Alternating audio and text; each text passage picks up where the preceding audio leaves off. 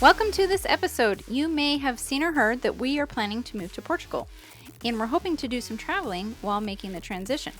We received some questions about this. One of them said, "We would love to travel more, even long term, but I'm getting more hesitant because of predictions about downturns in the economy and warfare, etc. I see a lot of people encouraging self-reliance and preparation at this point in time, i.e. growing and storing your own food. This seems like it would be hard to do while traveling. I want to protect and provide for my family, but I also see the amazing benefits of traveling as a family. What is your take on these predictions, and what does your family do to prepare for potential crises? Should these things be taken into consideration when deciding where to travel and when? Things have changed so much in the world in just a couple of years."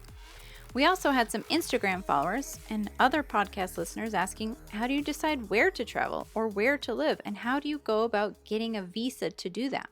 And didn't you want to live in a chateau in France? What happened to that plan?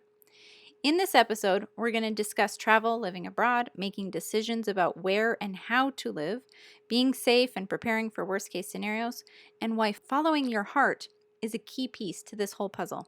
Life is risk. If you're going to be alive, there is risk in living. You might as well make the most of the risky life you already have. You have to get boots on the ground and touch, feel, and experience your life. Truly live while you are alive. But we're not just promoting unsafe or stupid behavior. So where is the balance found? How do you find the middle ground between risk-taking and being safe and prepared? That's what we discuss in this episode, and you don't want to miss it. This episode is sponsored by Our Trips and Adventures. Travel with us to cool destinations like Jordan, Norway, Egypt, or Greece. Past trips include riding dromedaries in the Sahara Desert, hiking to Machu Picchu, or sailing around the Galapagos. We lead trips and retreats for teens, couples, families, and men. Visit extraordinaryfamilylife.com and click the link at the top for adventures to get notified about upcoming trips, retreats, and adventures.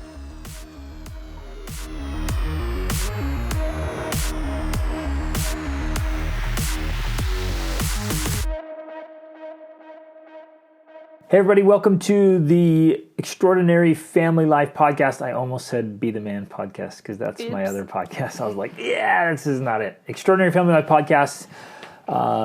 We are your hosts, Greg and Rachel Denning. And today we are talking about, we got a bunch of questions and Rachel did some cool reels about our plans to move to Portugal and travel. And because you guys are aware that this is a crazy time in the world, so people are like, hold up, wait a minute. Is it safe to travel? Like, is it wise to travel? And what about moving?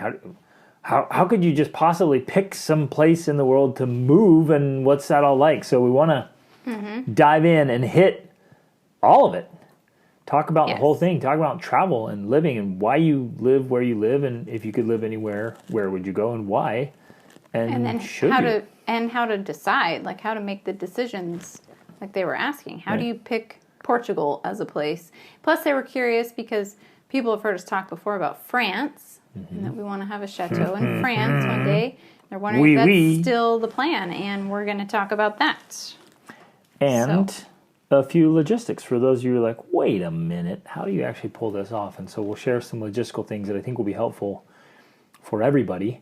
Yeah. And I'll just throw this out. If maybe you start listening to this, you're like, I don't know. Like, I want to challenge and encourage you to consider extensive travel. And some of you might be like, travel isn't for everyone. Yeah, I'm not talking to everyone. I'm talking to you. Travel. Everyone is not listening to this podcast. Exactly.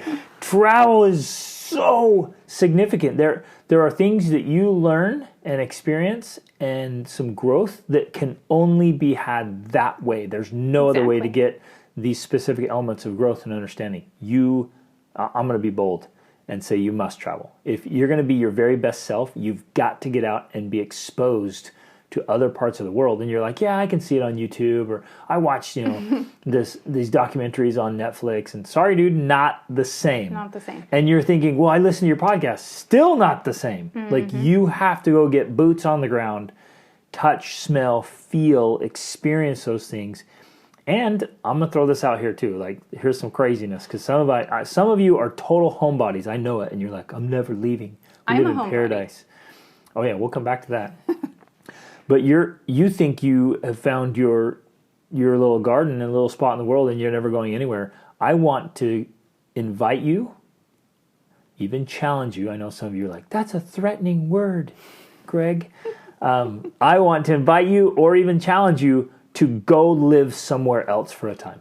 Mm-hmm. Just do it. Go live in another country for a time. And that might be or even another state. Okay. But start there.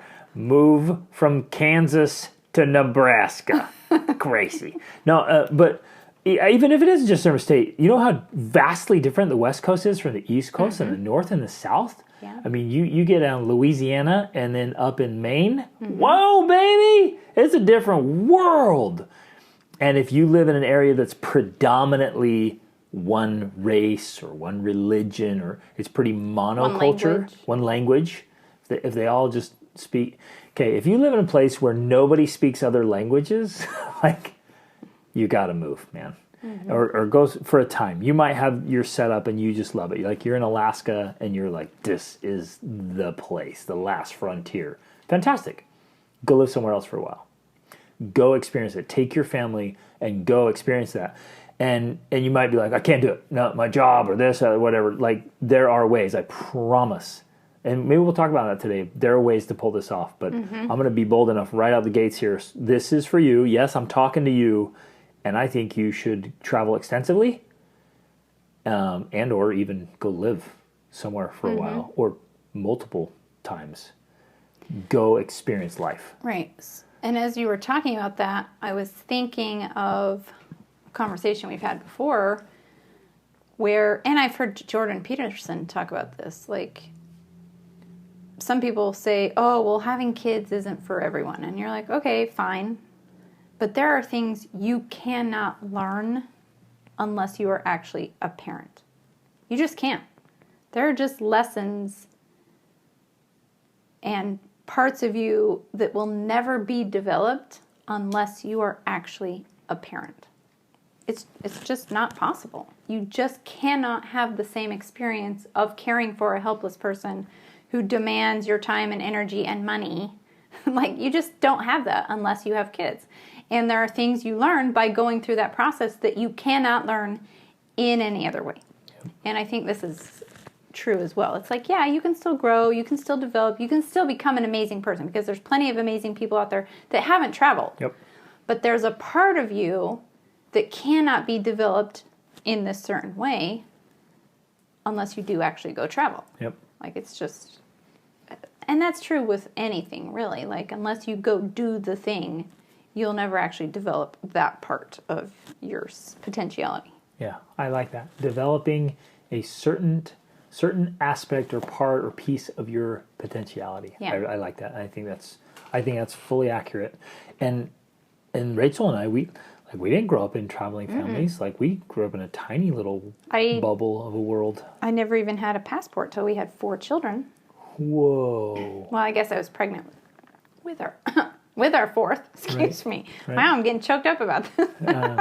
So and there's that example. We started traveling as a family after our 4th child was born. Mm-hmm. So we didn't grow up like this. And so in a very real way, we grew up in a very kind of tight little monoculture corner of the earth, a teeny little corner of the world. Mm-hmm. And so it was, when we got into our later teens and then 20s, where we started getting out, and it was explosive to the reality that we had. It was awesome. Yeah. And there's still so much more. Oh, right. There's still so much more to see. Yeah. You could travel your whole life and not see all that there is to see. It's amazing. Okay, so we want to ask this great question? So part of the question that we received was, because I send out an email to my newsletter every week, and in this email I included at the bottom that I was considering planning a trip to Norway around Christmas time. Because as a family, that's something we've talked about. And so someone responded saying, hey, we're potentially interested, but I have this question, like, I'll just read parts of it. We would love to travel more, even long term, but I'm getting more hesitant because of predictions about downturns in the economy. warfare, etc. Sorry, I got distracted for a second because I had to turn off my notification.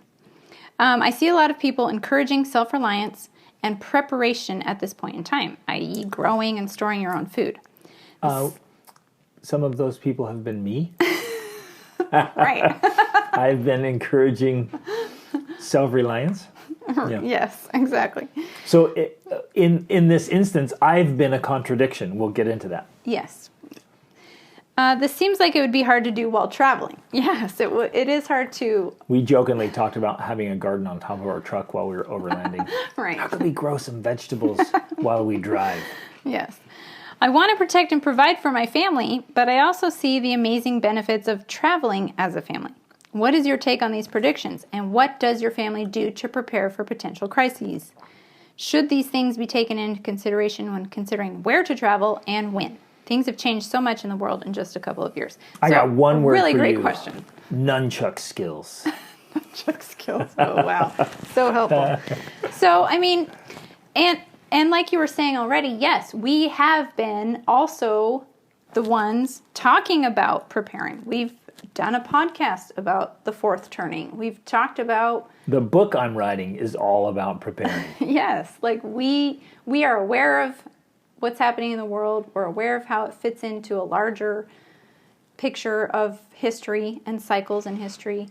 We're aware there's potential for an economic downturn and that there's a potential for, who knows, World War III. We don't know. Like, there's a lot of potential for a lot of things. We are aware of all that, and we've been talking about it. And so we actually talk about it frequently. Oh, we do talk about it. Meaning the two of us and our Yes. family. We talk about it often. Absolutely. And so it can seem contradictory to then be like, oh, we're planning trips, let's go travel. And in fact, there was a time, I think when we came home we did a 7-month road trip last year in 2021. And we came back from that, and we kind of were like, okay, we're hunkering down. We're not planning any trips, which we didn't do any other trips or anything for the rest of that year.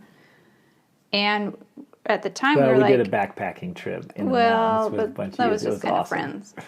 But at the time, I was like, I can't foresee planning a trip in the near future. Right. Part of the reason being, though, was everything that was going on with COVID. Sure. And but flight cancellations and countries that aren't open and things like that. And we planned multiple trips that didn't work out because of that. Yeah, we planned trips for our own family. Yep. In fact, 2 trips got canceled, one to Colombia and one to Costa Rica, within our own family. And so we were like, how are we supposed to plan a trip for a group when they're getting canceled? Right. Now, I do feel, at least as one piece of this whole puzzle that we're talking about here, that part is changing. Absolutely. There are more countries opening up. Many now that have no COVID restrictions or requirements at all. Yeah. You don't need a test. You don't need a test. You don't need a vaccine. So we're seeing more of that because I've got this, it's called joinsherpa.com, and they have a travel map where you can see what countries are open. So I've been keeping my eye on that. So that's one thing. You guys should see us look at the map. When a country goes green, we're like, yeah, baby. We get so excited. So that's one part of it, is that is changing. Now...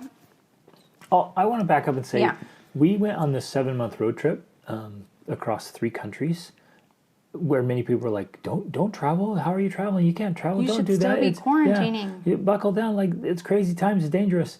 And we went out and had the time of our life. Oh, it was an incredible experience. It was amazing. And during that, I think we led 3 or 4 different trips we did. Where people flew in and had these experiences. And so I think that's a perfect example of one of the messages I want to share today of when everyone's naysaying and this, it can't be done, whatever, there are risks. Yes, life is risk. Mm-hmm. If you're going to live, life is risk. And I see that cartoon, The Croods, right? The dad wanted to be so safe. He's like, we're not going out, we're not changing caves, we're not doing anything because I've got to protect you.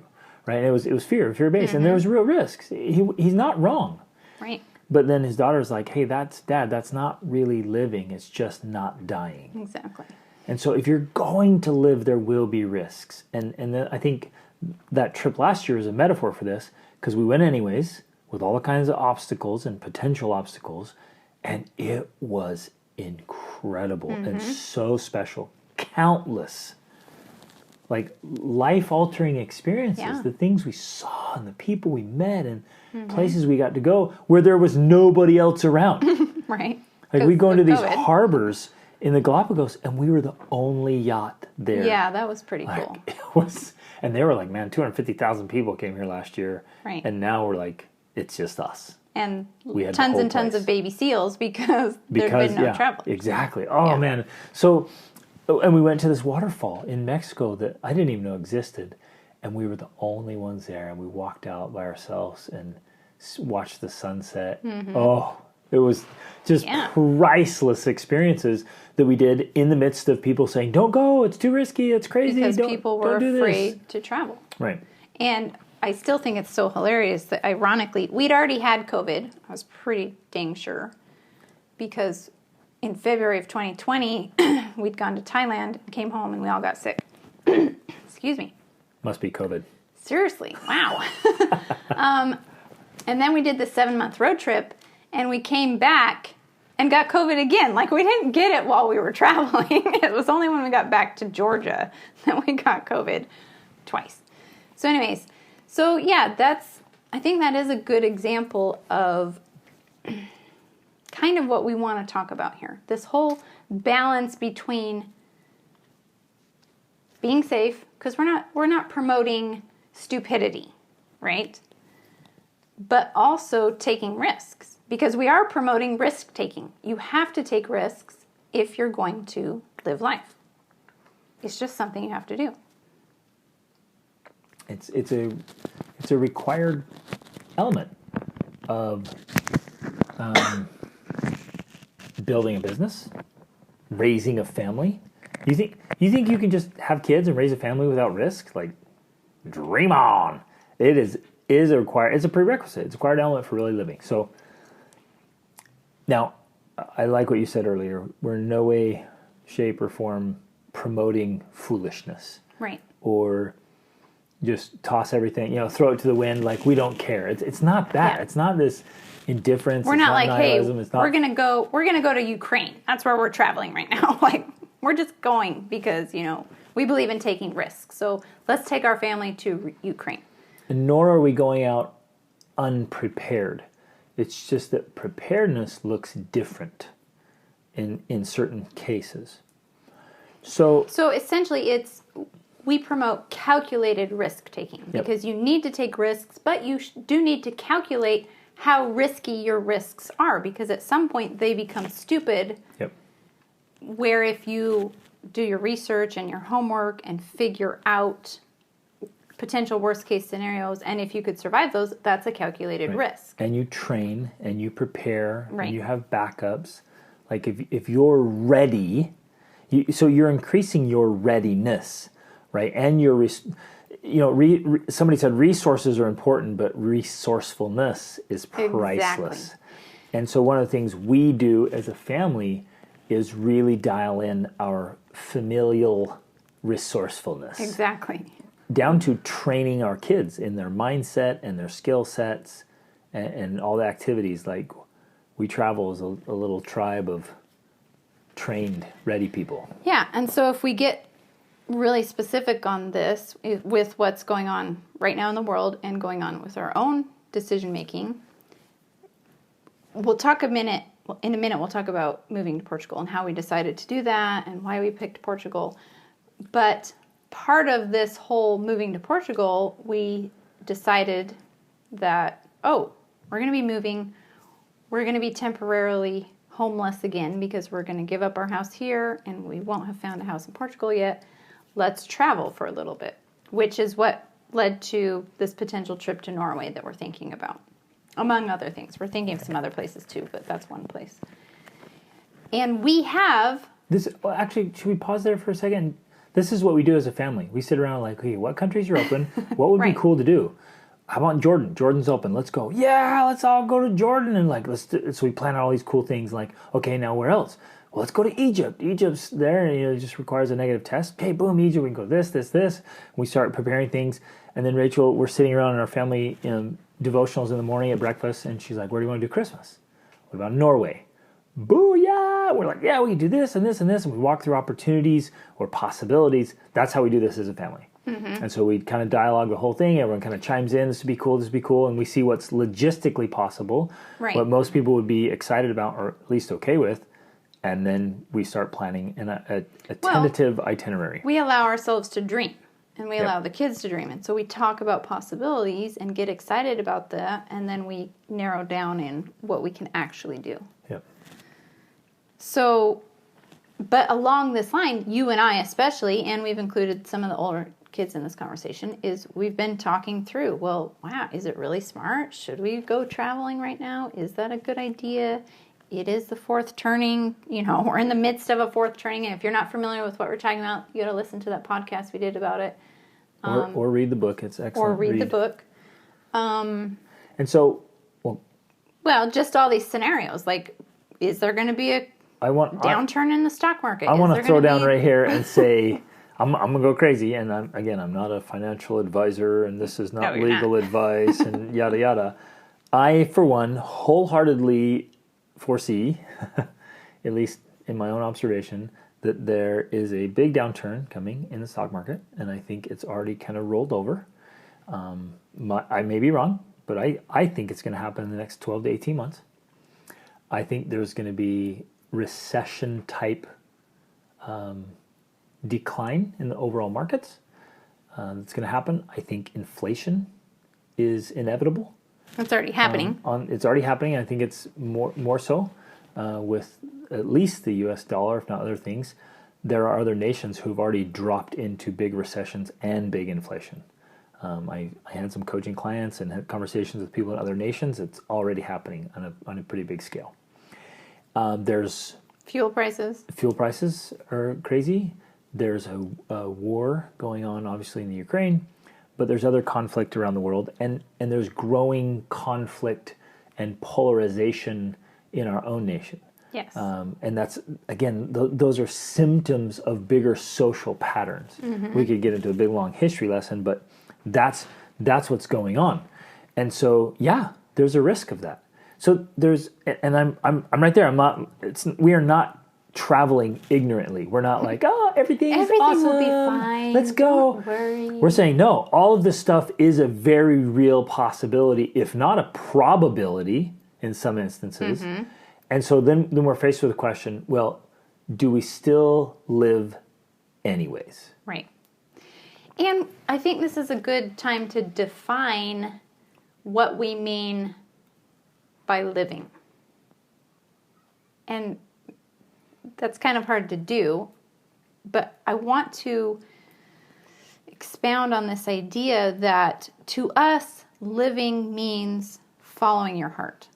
And pursuing a dream.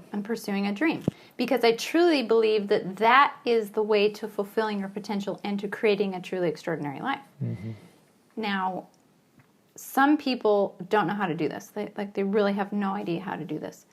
And I get it. I totally understand that. We have been there. But I think that we've practiced doing it long enough that we're getting better at it, and we're getting better at recognizing what's really our heart calling, if that's a good way of putting it.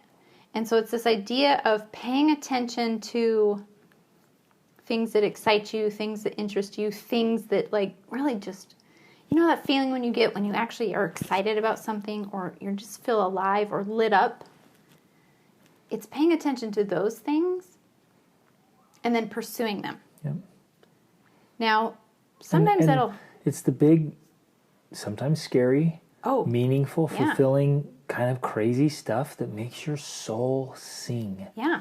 And I'm going to be so bold as to say some of you may never have experienced this yet. Maybe fears or doubts or worries or insecurities or just conditioning. Playing it safe has kept you from ever doing this. And maybe you've done it in small scales. It's like you take this big risk to build something in the corner of the local sandbox, so to speak, but you've never ventured out of the yard to go build something in the forest, right?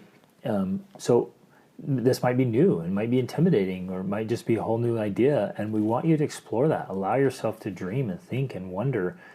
And maybe you've had whisperings, but you've just dismissed them as crazy or silly, like, oh, that's not possible, like, duh.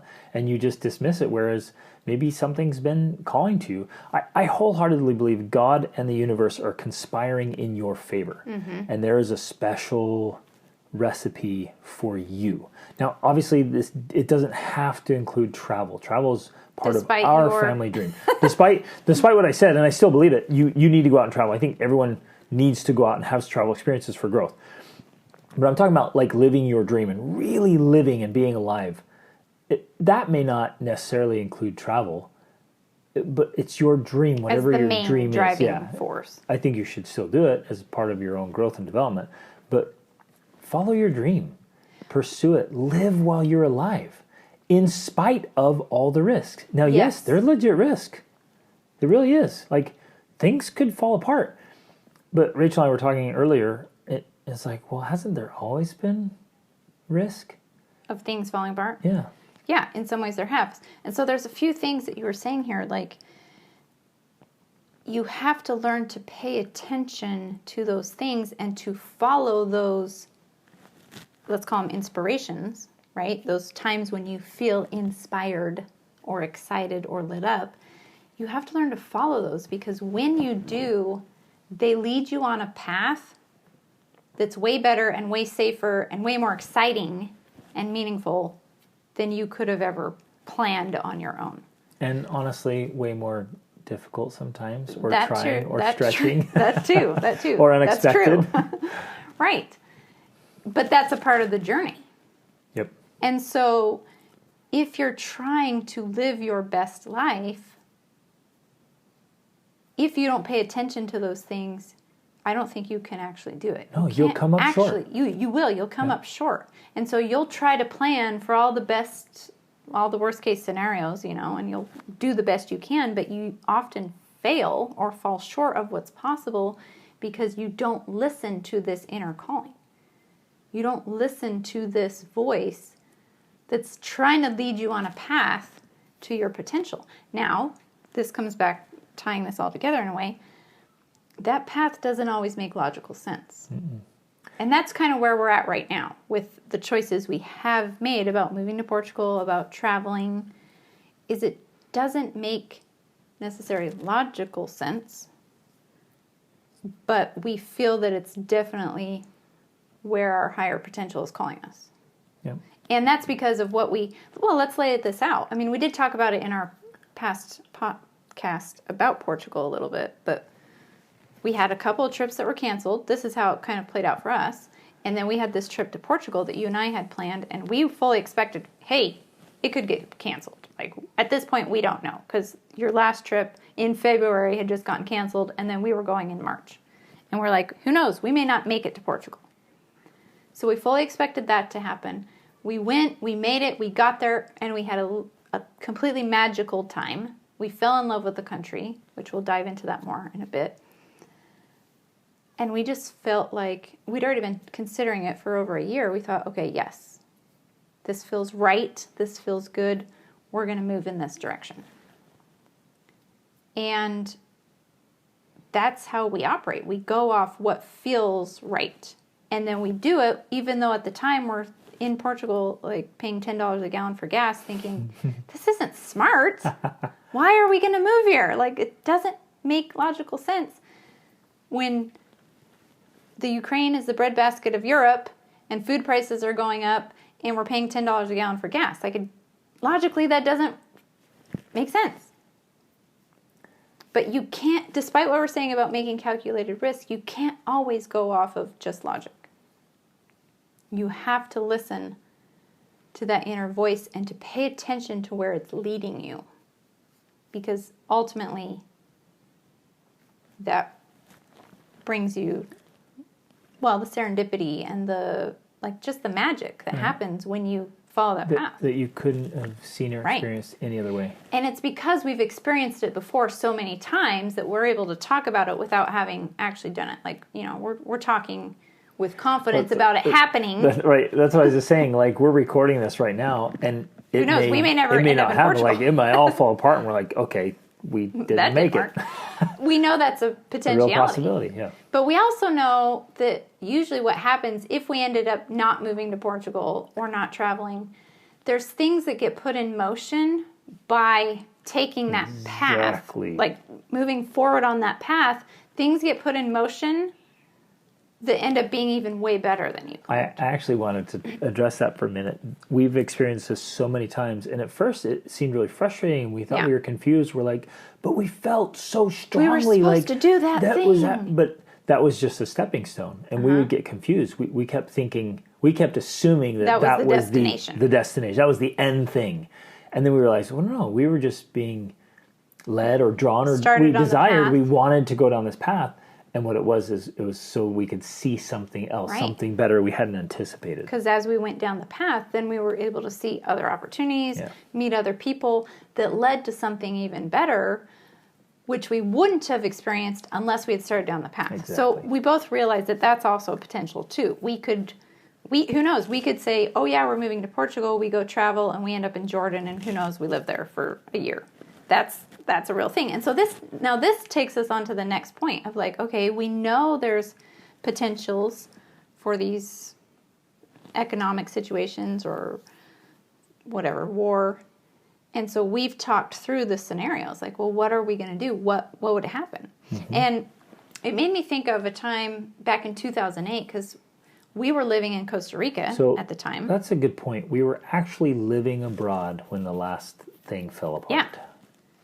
And at the time, it was extremely painful and devastating. Mm-hmm. We lost our income. Like, it was a really bad experience. I think now that wouldn't be as devastating to us. Like, we'd be like, oh, okay, well, time to adjust. What are we going to do? Let's solve this problem now. And in fact, now I don't think we would go back. At the time, we left Costa Rica and we went back to the States. Now we would just be like, okay, let's figure out what we're going to do here. Exactly.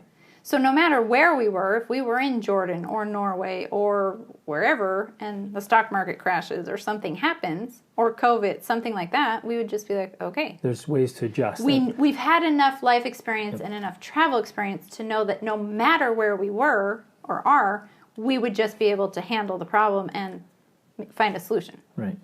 Which is part of the preparation and the resourcefulness and the readiness of like gaining a skill set and a perspective and a mindset of being able to figure things out. Exactly. And so we can go out confidently, not knowing what will happen, but knowing full well that we will figure it out. Exactly. That's where our confidence lies. Yeah. Which, and maybe just real quick, we'll cover this story because I know this helped me a lot with my mind shift about preparation, food storage, like all of that kind of stuff, and switching fully to this like resourcefulness type preparation. And that was the story we heard from some of our good friends, the Sundance family, actually.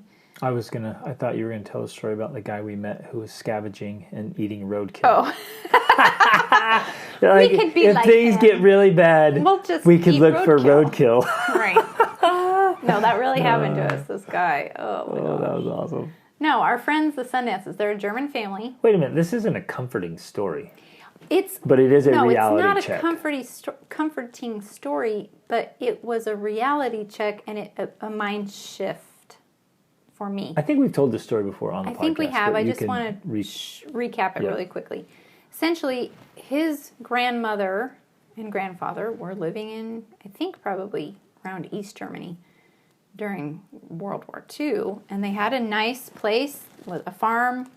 They had animals. They had everything they needed. So in my mind, that was the essence of being prepared. Safe and prepared and You've stable. done all of your preparation. Yep. You've got all your food storage. You've got all your whatever you've got. You're prepared. But then he was forced to fight in the war, so he left. She was there. I think she had 5 children, or was pregnant with her 5th. She was pregnant, anyways. And like super pregnant. She was at the farm. The neighbors came up, but they said, grab whatever you can. You have 5 minutes. The Russians are coming. So she grabbed her stuff and her kids, and she just left. And they had to walk for I don't know how long. It was... Or how far? Far. And the baby was born along the way. And the baby was born along the way. They survived on like eating raw potatoes.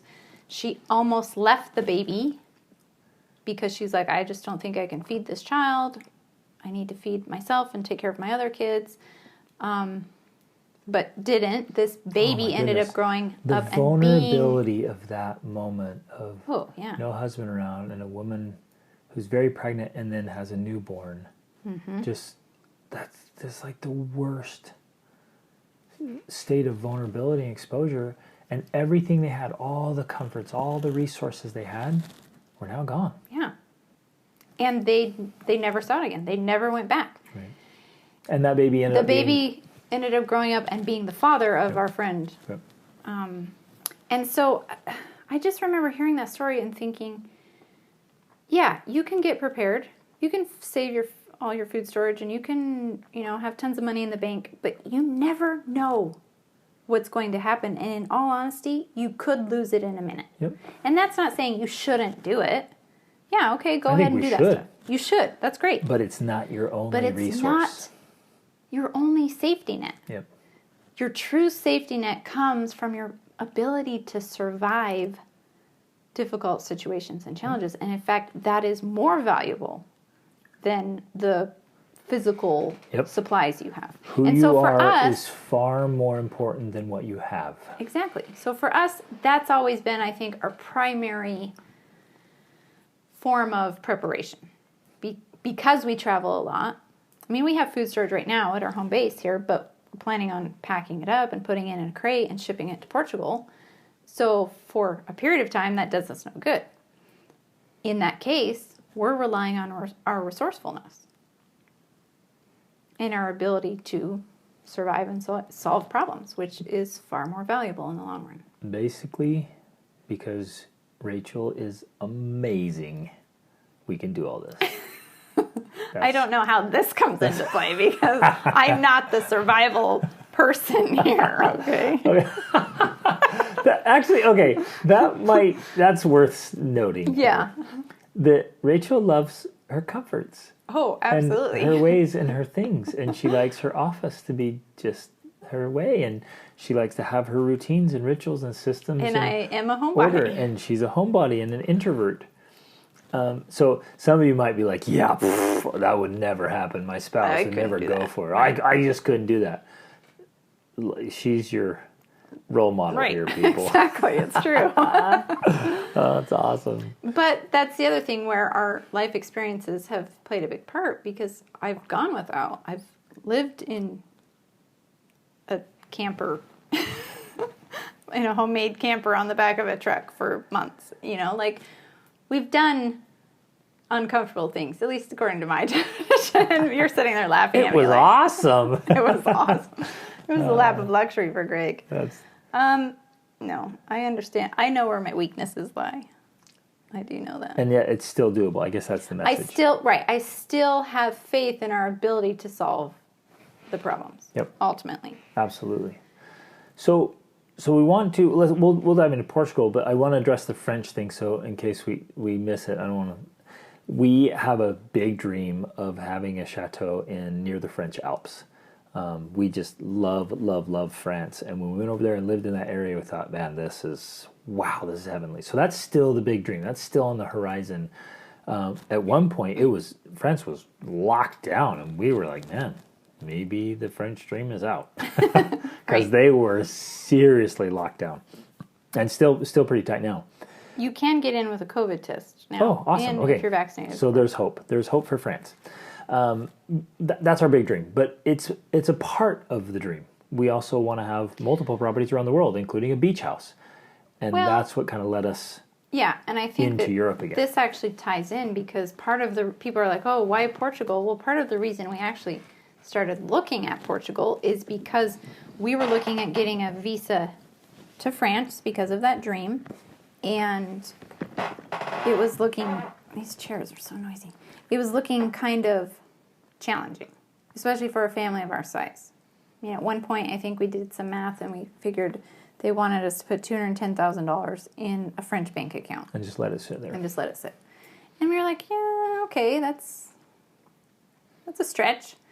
And so we started looking at other options. And so this is kind of part of how the decision process works and the narrowing down process works. Is first of all, you come up with a dream. You have to have a dream of like, where would you like to live? And we had picked France because we'd done a lot of traveling already. We'd already spent several years in Central America. We have a house in Guatemala. Rachel, I've been studying French for years now. Well, but that only happened because we had a dream to leave Central America and go live in Europe. Because before that was off limits to us. We thought, oh, we could never live in Europe. It's too expensive. And then we figured out that wasn't true. So we went and spent some time in Europe and then ended up having to spend time in Morocco because of the Schengen visa. Love and that. That's when I think we kind of got introduced to French because they spoke French as a second language in Morocco. So we've been studying French since then. And then we spent some time in France. We loved it. And we thought, yeah, we would want to live here. So that's how the dream starts. We would want to live in France. So then we start looking into how. How do you live in France? Because right now, as a tourist and an American, we can go into France and all of the Schengen countries, which includes 28 countries, for 90 days. And then we have to leave for 90 days. So that's inconvenient if you're trying to set up a home base and like live there with your family. So we've looked into how do we do this? Well, we need to get a residency visa. And it looked difficult to get into France, so we looked at other countries, and Portugal was a country that said, oh, we will give you a visa if you can prove a location-independent income, basically. Germany actually surprisingly has they do have that. A simple visa entry. So that was another option on the table because we loved Bavaria, but we don't speak German and really don't want to. I'm excited to learn Portuguese and French. In Germany, I think you actually have to be in the country to apply for that country. Because we did get a visa for them when we had our baby there, and that was how we did it. It was awesome. They were very cool. It was great. We loved living in Germany. But it wasn't where we wanted to set up a home base long term. So we looked into Portugal, and they have what's called the D7.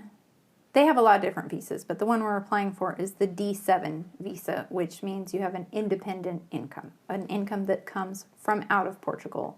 Outside of Portugal that you can prove. So that basically you can live in their country and spend your money there, but you're not earning money in the country.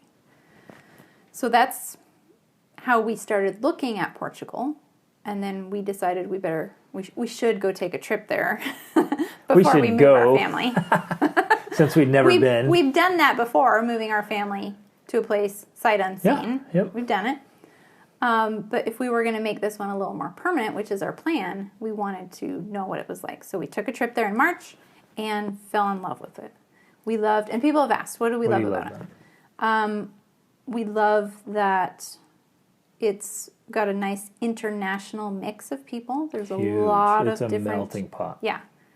All kinds. Indians, Spanish, of course. Scandinavia and Africa. Germany, French. Middle Eastern countries and Russian. Brazilians. They're from all over the world. We went out every day and heard different languages and languages we didn't recognize. It's fun. We love walking around and listening to people talk and then trying to guess what language it is. Yeah. Italian, of course.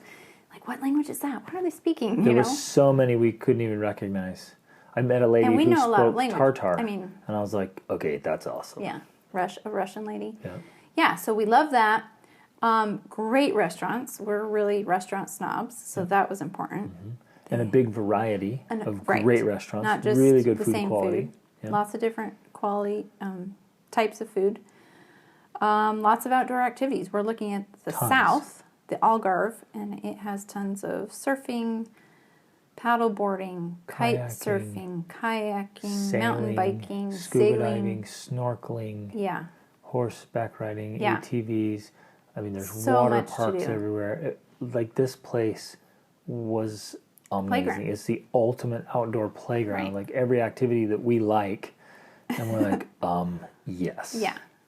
And then on our anniversary, we told this story already, but we drove over to Sevilla, Spain, and I think it was maybe 3 hours to get there. 2.5. And we're like, are you? And we loved Sevilla so much. We're like, great city. Wait a minute. 2.5 hours away to Spain? Yeah. Like, okay, it's so awesome. And then there was so much to explore in Portugal itself. Yeah, and then we'd be about 2.5 hours away from Lisbon as well. Which is a super cool city. Right. And then there's flights and ferries going into Africa or as a hub all over Europe. Yeah, so then there's an airport. Our closest airport would be in Faro, which in the area, we're looking at Lagos, which is about, 30 minutes or an hour from Faro? It's about an hour. And from Faro, you can fly on Ryanair or EasyJet to pretty much anywhere in Europe, and the flights are cheap. I mean, I know that these aren't the typical flights, but sometimes you get on their website and they're like €7 to fly to Scotland or something, So they have those occasional deals, but usually you're going to end up paying, I don't know, €50 or something for a flight, which is still a great price. Yep. So that's another huge benefit. So that's a lot of the reasons that we like Portugal. But we started looking at it because of the visa options. Yep.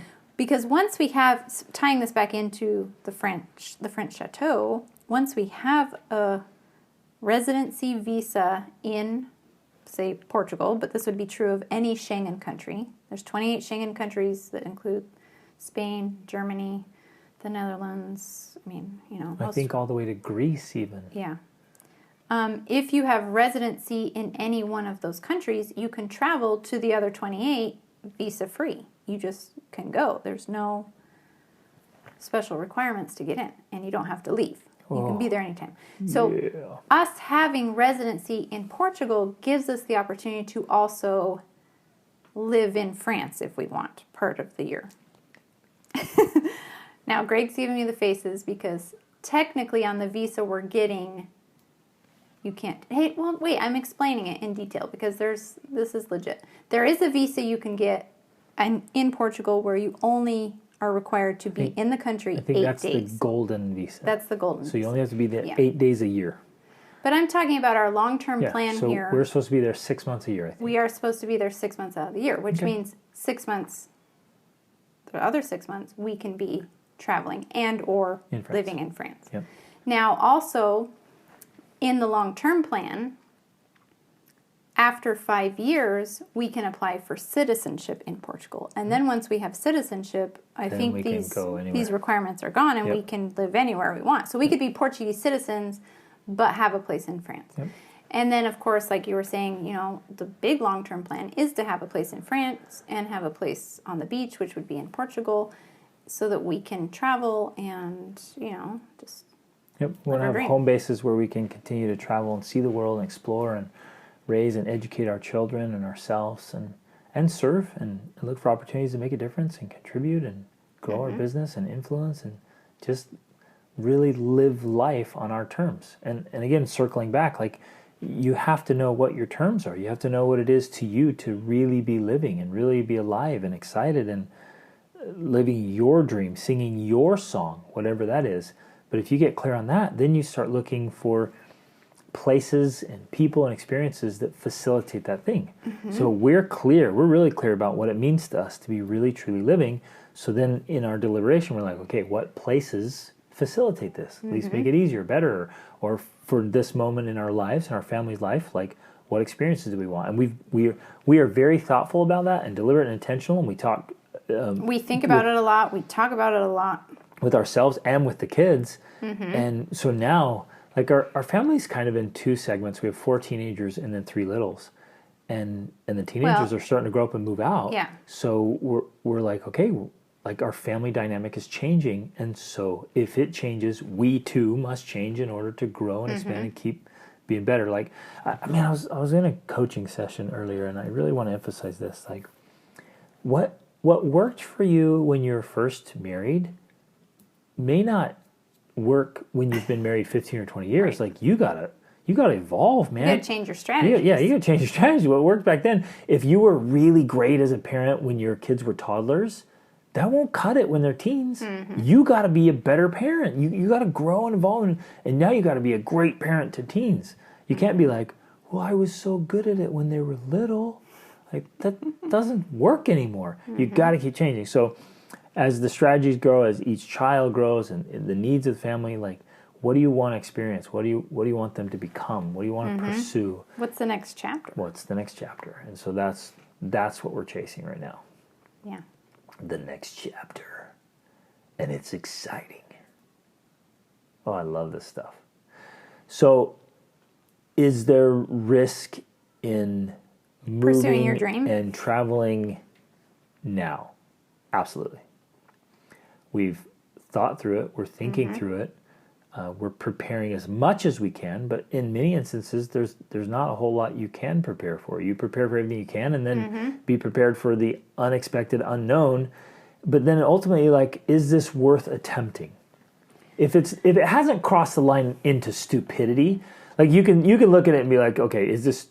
Well, actually, you got to be careful with that, because a lot of people will tell you you're stupid. Right, and I was going to say that. Some people would look at what we are doing and say, this is stupid. And sometimes we look at what other people are doing and we're like, that's stupid. But we've also done the same thing in the past. We have done things that are stupid. But I want to emphasize they make epic stories. They do. It's true. And you learn a lot from them. Yep. So in some ways it's like, you know what? I needed to be stupid. I needed to do that because I learned so much from doing it. It's given me wisdom. But kind of coming back to what you're saying, like ultimately, you mentioned that, we operate on this belief that God and the universe are conspiring in our favor. And I think we fully believe that, and we operate by that. And we know that if we're following, for us, it comes down to being stupid or not, depending on whether we're following this intuition, this inspiration, or just pushing ahead with our own stubborn ideas. Mm-hmm. And there's a fine line between that. Sometimes it can be difficult to differentiate if it's your own stupid idea or if it's inspired intuition. Mm-hmm. And again, we both feel like we've had enough practice with that to kind of differentiate. But if you do that, it's like you're led and guided and you're put in the right place at the right time. And so you can't prepare for all of the potentialities and come up with all the right plans, but God and the universe can. And I feel like that's happened for us so many times in our life. Even if we want to use COVID and quarantine as an example, we had been nomadic, and then we were living in an RV, and then we actually lived in an apartment for a few months. Kind of on the way to ending up here in this house in Georgia. And, this is where we were for quarantine. But it was perfect. Like, we couldn't have planned that. We couldn't have planned for it to be that good. And when a lot of people, and I would say even a lot of traveling families, were having a hard time being stuck in other countries and being stuck in small apartments and squat. And I know a lot of people had very difficult times during quarantine. And we were like, this is great, man. We've got a big house. We've got a big yard. We have a lake. It was a really great place to spend quarantine. And I feel that all of that still came down to being led and guided by God and the universe to be where we're supposed to be, because they know more than we do, right? So it's this combination of listening, feeling, preparing, analyzing, training, thinking, considering, studying it. So it's this combination of all of it. And having courage, because you still have to have courage to do it. Just the courage to actually live. I was afraid. I was afraid to go on our trip last year, thinking, oh, it's COVID, it's quarantine. Like, who knows what's going to happen if places are going to be open, if borders are going to be open. There was a lot of uncertainty. And we're not saying that we're never afraid or we're never uncertain. We are. But we've learned that that's also part of it. If you're not a little uncertain about things, then something's wrong. Like, you've got to question, wait a second. That's a key ingredient to it. What I can picture when you're saying that, some of us, we want security and safety. Yeah, we want 100% guarantee. All costs, and so we lock ourselves into a maximum security prison. Right, because we think that's the only place that 100% safety exists. Right. And so then we become the prisoners. Right. And we're the jailers, and we created the prison, but it's for our own safety. Mm-hmm. Right? And that's not how we want to do life. That's no way to live. Right. So I guess the invitation here is, this isn't about us, it's about you and your dream and your song and what what it is you want to pursue. What are you being led to pursue? Okay, that's another thing. And do you even know? Are you paying attention? Yeah. Have you been so distracted by other things that maybe you haven't even stopped to consider your song and your dream? Well, and I would say probably for a lot of people, living in fear of what could happen. Yeah, it's the what if syndrome, man. Yeah. You what if yourself to death. And so you're so afraid you never actually live. And in fact, a lot of people never even consider the dreams or the things they're being called to because the what if fear is so big and so overpowering in their minds that they're like, I can't even consider that because what if this or what if that? Right. It's just massive. Well, and it just made me think of, I know on Facebook once I saw a post from this mother who essentially was saying, we haven't gone anywhere for 2 years. We have been pretty much locked down. Like they locked themselves down for like 2 years. Didn't go anywhere. Didn't interact with anyone. Said her son has been depressed, of course, her teenage son. And they were just so afraid of COVID and what was going to happen to them. And I just felt so sad when I read that, because I thought, they're afraid to live. Mm-hmm. They are afraid to live, and that's no way to exist. And so, in some ways, this is our message, right? Like, don't be afraid to live, because if you trust in the goodness of God and the universe, you're going to be able to... And you prepare. You're going to be able to live a life that's amazing no matter what's going on in the world. And I truly believe that. No matter what's happening, no matter what the future holds, you can live an amazing life. Because when you listen to that intuition, you're going to be guided to the places that you need to be in order to experience the fullness that life has to offer. Love it. So, do some dreaming, do some planning, do some exploring, do some preparing. Start thinking of places you have I bet there's places you've always wanted to go, and maybe you've just dismissed that.